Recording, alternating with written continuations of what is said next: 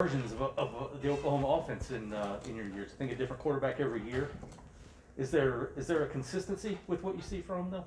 Yeah, I mean, they pretty much run the same plays, QB power, counter OT, stuff like that. They just, disguise it every other year. So it's just one of those things. You just got to get in the film room and just study those plays. Does the quarterback himself put a little bit of a fingerprint on it? Because I mean, these quarterbacks aren't really all that similar. Yeah, no, he's definitely a runner. So you just definitely got to take into account, his style of play, and so you got a good game plan set and ready to go. What is unique about Caleb Williams compared to some of the other guys you've seen from OU?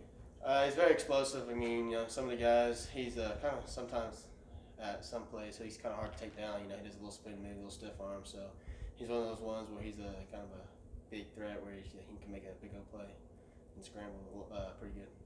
Does he compare to any other quarterbacks you've seen from OU? Probably around like Jalen Hurts, something like that. Not the fastest. He's not a Kyler Murray. He's not that fast.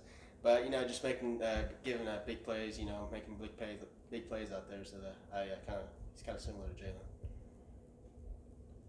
You were left off the Budcase Award list. You tweeted out about it, but are there any thoughts you want to share on that? No, man. I'm here for a team, and like I said, I mean, accolades are second for me. So I'm a team guy, and that really doesn't bother me. Was it kind of cool to see your teammates' reaction to it? They seemed pretty ballsy. I mean, it's normal. It's just how close we are in the locker room and chemistry on the defense side. How great is it to see Devin Harper kind of step into his own line this last year? Man, he's a leader now for us. He's a good guy to be around. He's fast, athletic. I mean, we've known he's been a baller, so it's awesome having him out there right beside me. Yeah, you're not obviously on the defensive line, but there's a lot of Oklahoma kids on the defensive line. What's it about those kids that kind of make them different? Man, it was just, I don't know, it's just like a different breed in Oklahoma, I guess. I mean, we're all close. I mean, we all came from small towns, and so it's just one of those things where we got the opportunity to play big time ball, so we're not taking it for granted. Yeah, Jim didn't want to call you guys underrated the other night, but do you guys feel like maybe you were a little underrated as a group of Oklahomans? We don't think like that. We just go out there and have fun and just play with the guys.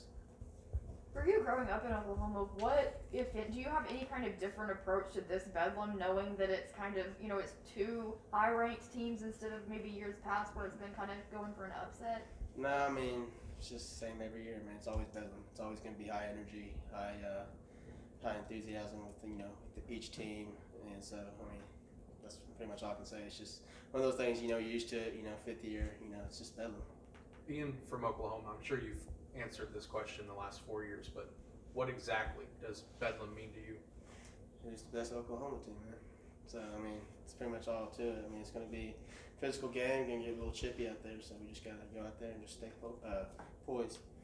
I know it's your super senior year, but as far as looking at future years with OU going to the SEC, what are your thoughts on, would you hope Bedlam would continue as a non-conference matchup, or what are your thoughts on that? I mean, it'd be pretty cool just to see, the Oklahoma teams still go against each other, but like I said, I can't control that. It's just one of those things where I just talk about it and just go from there. Do you know many guys on the OU team? It seems like here recently, OU's taking fewer and fewer Oklahoma kids that have gone more national. So do you know many of the guys from high school days or anything like that? I know some of the guys. Patrick Fields, he was a Union guy, so just guys like that went to big time schools here in Oklahoma. So I know some guys over there. Mike, going back to Devin for a second, do you kind of remember his thought process on coming, making that decision to return to school, or what that was like? No, honestly, I don't remember. He just told me that he was coming back and it was just gonna be him and I. So I was really excited about that, and he's a veteran guy. So I mean, it was kind of on him for him to with his family to come back. So he just kind of told the defensive staff after the Cheez-It Bowl game. So it was pretty cool. Is that how he told you after that Cheez-It Bowl game? Yeah, he kind of brought to our attention that he was coming back, and he told Knowles and all that. So we were all excited. Have you allowed yourself to think about how your class, this team, might be the last Oklahoma State team to play Oklahoma for a long time? No, I haven't really thought about that. We're just kind of focused on this game and just not worried about the future. Is it?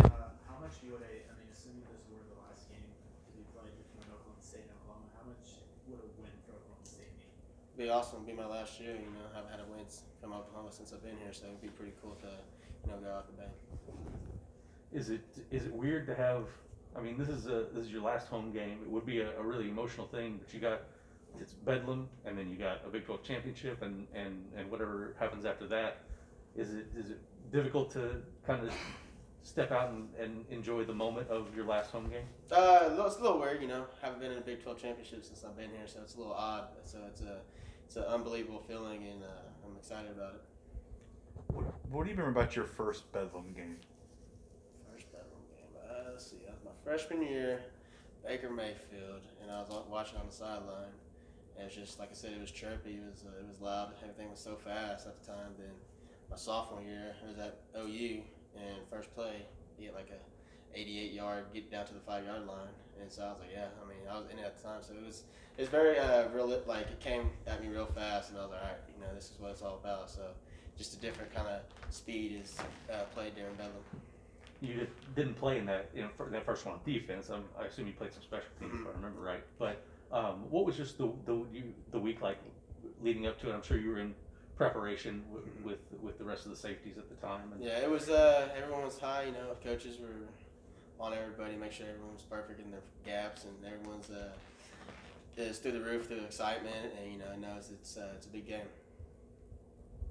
It's senior day on Saturday. What's it going to mean for you to play on BPS Field one last time?